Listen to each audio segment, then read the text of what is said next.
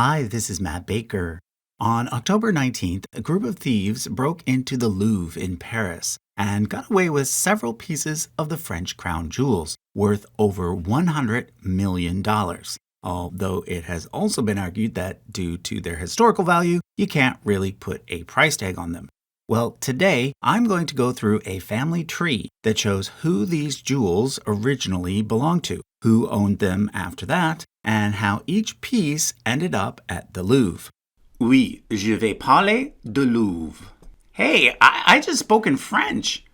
I guess I better thank today's sponsor, Babbel. If you're a longtime follower of this channel, you may have noticed that I'm usually pretty bad at pronouncing foreign words and names. Well, I decided to challenge myself and learn something new. So I've been using Babbel. Babbel is one of the top language learning apps in the world, and it offers lots of different languages. I opted to start with French because as a Canadian, I figured I should at least be able to pronounce French words correctly. Right off the bat, I liked how they offered me a placement quiz to find my level. I also liked that I could choose what kind of topics I wanted to learn first. Since my goal is to improve my pronunciation, I chose listening and speaking.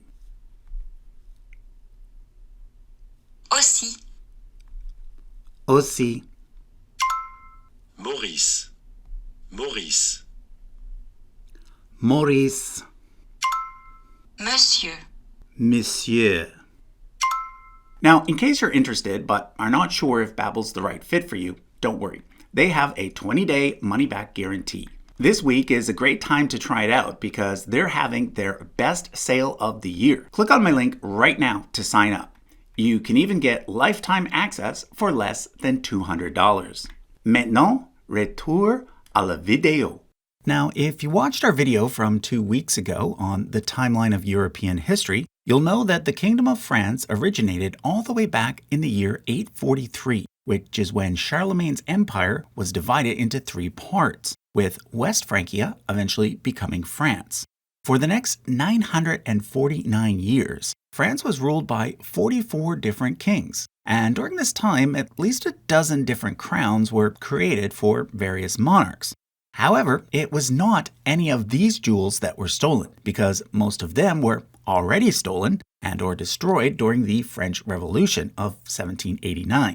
So, in other words, the vast majority of the French crown jewels that were sitting in the Louvre on October 19th were from the Napoleonic period, which occurred after the French Revolution.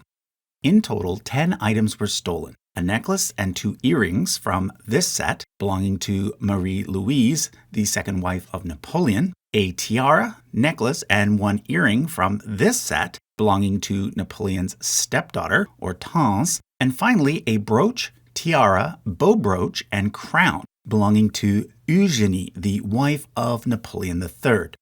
Let's start with Napoleon, one of the most famous figures in all of French history, known for conquering much of Europe in the early 1800s.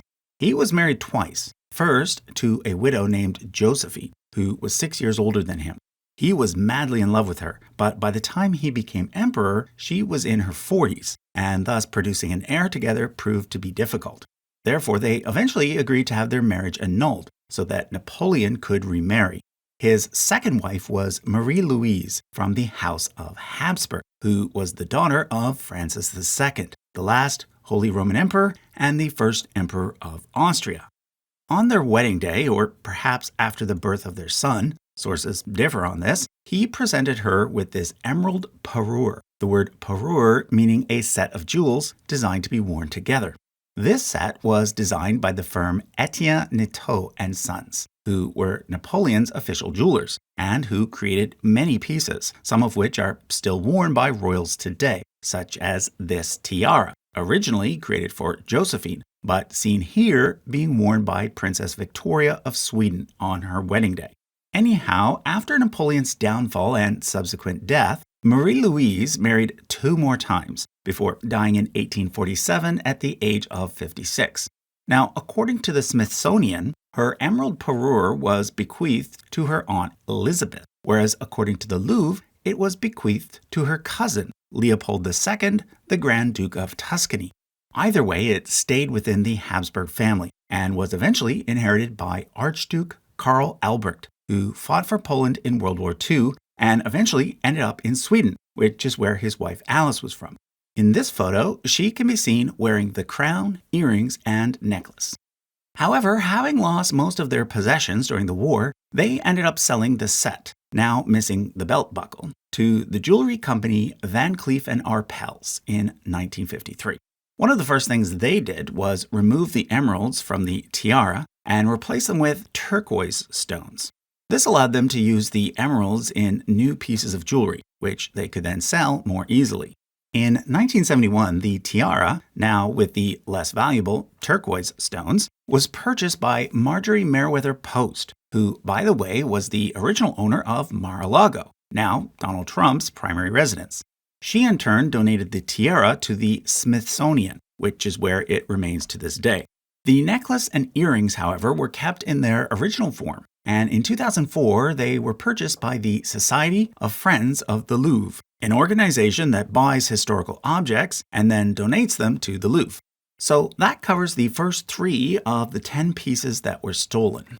The next 3 were part of this sapphire parure, which has a known provenance that goes back to Hortense, the daughter of Empress Josephine from her first marriage. She married Louis, one of Napoleon's younger brothers, and therefore she became Napoleon's sister-in-law in addition to being his stepdaughter. In 1806, Louis was made King of Holland, and thus Hortense became a queen. Now, it is not known when exactly the sapphire parure came into her possession, or even who made it. Some speculate that it may have originally belonged to her mother, Josephine, but all we know for sure is that in 1835, 2 decades after the Bonapartes fell from power, she sold it to Louis Philippe from the House of Orléans, who was now King of the French. He bought it and gave it to his wife, Queen Marie Amélie. Now, had Louis Philippe held on to his throne, the next king of the French would have been his grandson, Philippe. But this never happened because in 1848, there was yet another revolution in France, which eventually led to Hortense's son becoming Napoleon III in 1852. Nevertheless, the sapphire parure remained with the House of Orléans. Philippe went on to fight in the American Civil War on the side of the Union, and then soon thereafter married his cousin, Marie Isabelle.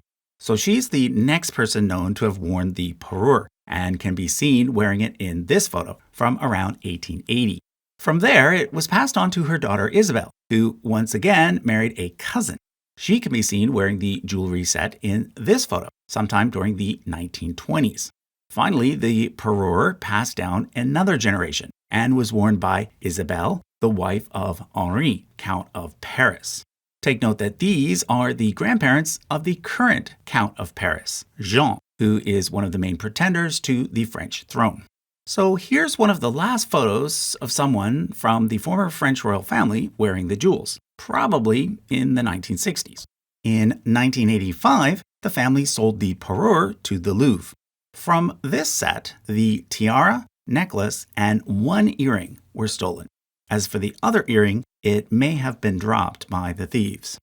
Okay, this leaves 4 more items, one of which was definitely dropped and damaged by the thieves. This crown, which the police were able to recover. It, along with a brooch, tiara, and bow brooch, were all worn by Empress Eugenie, the wife of Napoleon III. The crown was made for her for the 1855 Paris Exposition, whereas the pearl tiara was made for her wedding in 1853. You can see her wearing it in her first official portrait, made shortly thereafter. Now, out of everything that the thieves actually got away with, the most valuable piece might have been this brooch. That's because it was made up of several huge diamonds, and diamonds are, of course, the most expensive jewel. The 2 at the very top are perhaps the most notable in that they once belonged to a set of 18 diamonds given to Louis XIV, known as the Mazarin diamonds. Mazarin refers to Cardinal Mazarin, the man who basically ruled France during Louis XIV's childhood, and by doing so became the richest commoner in all of Europe.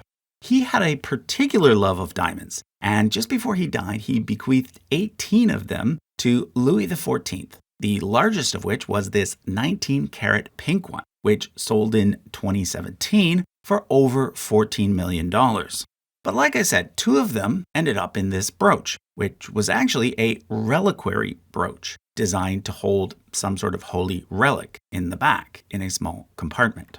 Now, when Napoleon III was deposed, all of these items were kept by the French state, although the crown was later returned to Eugenie as her personal property.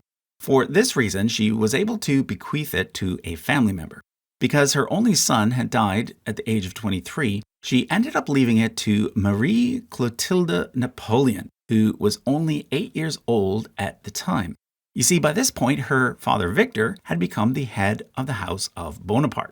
It remained in Marie's possession until 1988, which is when she sold it to Roberto Polo, who then donated it to the Louvre. Interestingly, that same year, Roberto Polo was arrested for allegedly embezzling over $100 million. Let's now look at what happened to the other items. In 1887, the now Republic of France decided to divide up all the remaining French crown jewels. Some items were sent to the Louvre, including the diamond reliquary brooch of Empress Eugenie, but the rest were auctioned off, including Eugenie's tiara and bow. The tiara was sold to a jeweler named Julius Jacobi, who then sold it 3 years later to Prince Albert of Tourne and Taxis. You can see it here being worn by his wife, Marguerite Clementine. After this, it stayed within the Tourne and Taxis family for many decades. For example, you can see it here being worn by 20-year-old Princess Gloria in 1980 during her wedding to 54-year-old Prince Johann. Johann died 10 years later, making their 7-year-old son Albert the world's youngest billionaire. In 1992, in order to pay the death taxes involved, Gloria opted to sell off some of her jewels, including the tiara of Empress Eugenie. At this point, the Society of Friends of the Louvre purchased it and donated it to the Louvre. Finally, we have this intricate diamond bow brooch, which was originally designed to be worn on a belt, but could also be worn on the bust line. At the same auction mentioned earlier, it was sold to Caroline Astor of the prominent Astor family, based in the US. According to the Louvre, she then sold it to the Grosvenor family for Lettice Grosvenor's wedding day in 1902. She married into the Beauchamp family and then passed it on to her daughter-in-law, Elsie Skiva, who then sold it around 1980 to Ralph Asmirian, yet another collector who was eventually convicted of embezzling. But before this happened, he sold the piece on to a Mr. and Mrs. Michel Ruffet, who then bequeathed it to the Louvre, where it arrived in 2008. So, of all the items taken from the Louvre, the bow brooch had been there the shortest amount of time, just 17 years, whereas the reliquary brooch had been there the longest, 138 years. It's yet to be seen if any of the missing items will ever be found or returned to the Louvre, but experts say that the chances of that happening are very low. That's because the people involved in the heist have already likely disassembled the pieces, removing the gemstones to sell individually, or perhaps even to cut them down further so that they can't be traced. Okay, so that's a bit of the history behind the stolen jewels. We're almost to the end of this year, so if you've got any topics that you'd like to see covered on this channel next year, please leave your suggestions in the comments. Thanks for watching.